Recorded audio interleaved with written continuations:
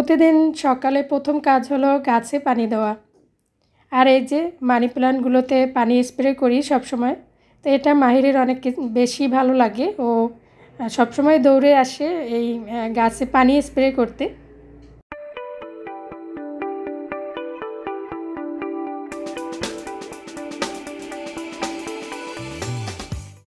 তো বারান্দায় কিছু কাপড় চোপড় শুকিয়ে গেছে, এগুলো একটু গুছিয়ে রাখবো।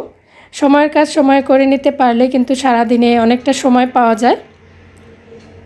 আজকে সকাল থেকে সন্ধ্যা পর্যন্ত মানে ইফতার পর্যন্ত যা যা করলাম তারই কিছু মুহূর্ত শেয়ার করব এই ভিডিওতে। আসসালামু আলাইকুম, সবাইকে আমন্ত্রণ জানাচ্ছি আরও একটি নতুন ভিডিওতে। কেমন আছেন সবাই? আশা করছি যে যেখান থেকে দেখছেন সবাই ভালো আছেন এবং সুস্থ আছেন। আলহামদুলিল্লাহ আমিও ভালো আছি আল্লাহর রহমতে, আপনাদের সবার দোয়া ও ভালোবাসায়। দিনগুলো কিভাবে চলে যায় তাই না? এই তো সেদিন রমজান মাস শুরু হয়েছে আর দেখতে দেখতে অনেকগুলো রোজা হয়েও গেছে। তো সবার রমজান কেমন কাটছে চাইলে কিন্তু কমেন্টে জানাতে পারেন। আলহামদুলিল্লাহ আমরা তো বেশ সুন্দরভাবে রমজানের সময়গুলো পার করছি। আর আমার কাছে খুব পছন্দের মাস এই রমজান মাস। আমার মনে হয় যে প্রতিটি মুসলিমের কাছেই রমজান মাস অনেক বেশি পছন্দের। সবার জন্য দোয়া রইল, আল্লাহ সবাইকে সুস্থ রাখুন, ভালো রাখুন, এই রমজানের রোজা পালন করার তৌফিক দান করুন এবং বেশি বেশি ইবাদত করার তৌফিক দান করুন।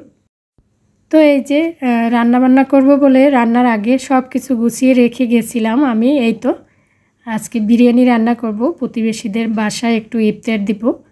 তো এখানে সব কিছু রেডি করে রেখে দিয়েছি, সব কিছুই আছে। এই তো যা যা লাগবে আমার রান্নার জন্য। আর মুরগির মাংসটাকে আগের দিন রাতে ভালো করে পরিষ্কার করে ধুয়ে তারপরে সব মশলা দিয়ে ম্যারিনেট করে ডিপ ফ্রিজে রেখে দিয়েছিলাম। এতে করে রান্নার কাজ অনেক বেশি সহজ হয়ে যায়। আর এই রান্নার জন্য যা যা লাগবে আমি কিন্তু সব কিছু রেডি করে হাতের কাছে রেখে দিয়েছি। এতে করে যেটা সুবিধা হবে যে রান্নার সময় আমার সময়টাও কম লাগবে আর ঝামেলা কম হবে।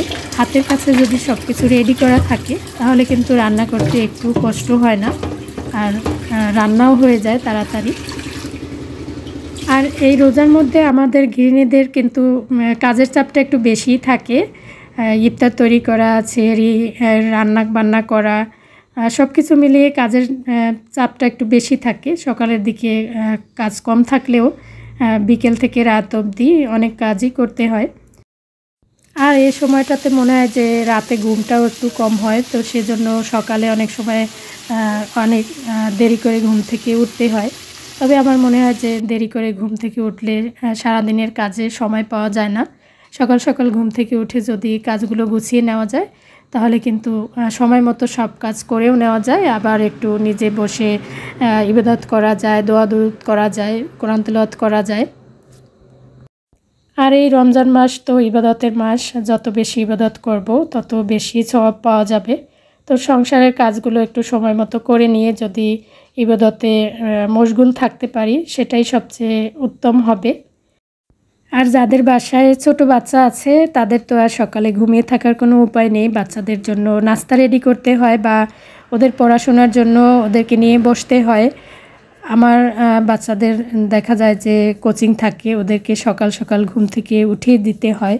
তো সেজন্য সকালে ঘুমিয়ে থাকার উপায় নেই। আর ঘুমিয়ে না থাকার কারণে কিন্তু আমার সারাদিনের কাজ সময় মতো হয়েও যায়, কারণ সকাল সকাল সব কাজ গুছিয়ে রাখি আর বিকেলের দিকে ইফতার তৈরি করি বা সেহরি রান্নাটাও গুছিয়ে ফেলি। এতে করে আমার অনেকটাই সময় পাই, আমি কাজেও অনেকটা সুবিধা হয়।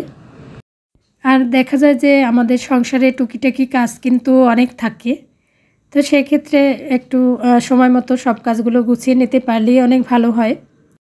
তো প্রতিবেশীদের বাসায় ইফতার দিব, সেজন্য রান্নাঘরে চলে এসেছি একদম 2টার মধ্যেই। 2টার আগে কিন্তু ঘরের অন্যান্য সব কাজ গুছিয়ে নিয়েছি, নামাজ পড়া, কোরআন তেলাওয়াত করা সব কিছুই করে নিয়েছি 2টার আগে। তো প্রতিদিন দেখা যায় ভাজা পোড়ার আইটেম থাকে ইফতারে, সবার বাসায় একই অবস্থা, শুধু আমার বাসায় না। 2-1টা তো ভাজা পোড়ার আইটেম থাকেই। আজকে কিন্তু আমি কোনো ভাজা পোড়ার আইটেম রাখিনি। আজকে এই যে বিরিয়ানি দিয়ে ইফতার করব আমরা এবং প্রতিবেশীদেরকেও দিব। এর সাথে কিছু ফ্রুটস নিয়ে নিব আর আমরা একটু লাচ্ছি তৈরি করব। তো এগুলোই হবে আজকের ইফতারের খাবার দাবার। তো এই যে আমার রান্নাটা প্রায় হয়ে গেছে। আলুগুলো একটু তেলে ভাজি করে রেখে দিয়েছিলাম, তো এগুলো দিয়ে দেব আর মাংস রান্নাটাও এখন দিয়ে দেব। তো আজকে বিস্তারিতভাবে আর বিরিয়ানি রান্না শেয়ার করলাম না, যদিও এর আগে অনেকবার শেয়ার করেছি আমি কিভাবে বিরিয়ানি রান্না করি।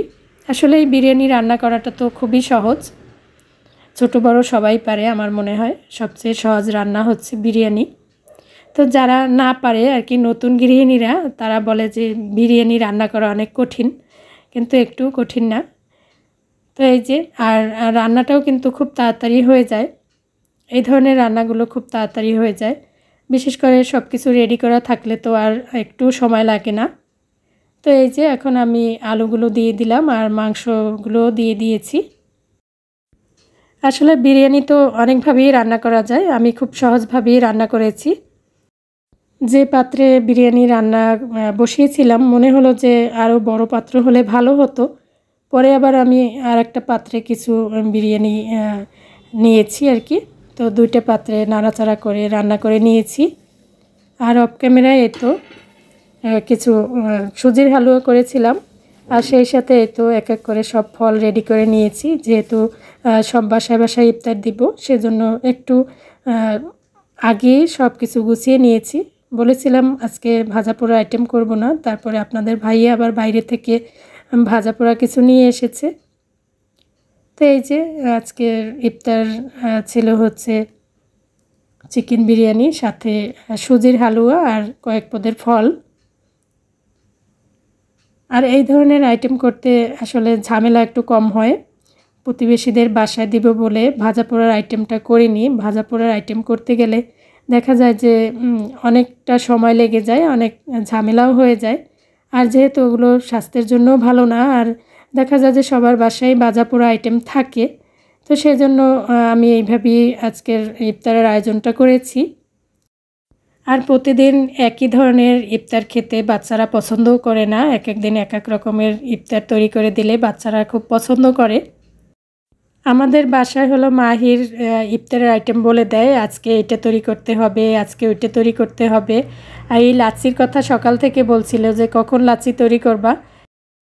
তো আলহামদুলিল্লাহ প্রতিবেশীদের বাসায় ইফতার দিয়েছি আর আমরাও ইফতার করে নিয়েছি। তারপরে হলো মাগরিবের নামাজ পড়ে এসে লাচ্ছি তৈরি করছি। এতক্ষণ ধৈর্য ধরে আমার ভিডিওর সাথে থাকার জন্য সবাইকে জানাই অসংখ্য ধন্যবাদ। তো ঠান্ডা ঠান্ডা লাচ্ছি খেতে খেতে আজকে বিদায় নিয়ে নেব। সবাই ভালো থাকবেন, সবার জন্য দোয়া রইল। আল্লাহ হাফেজ।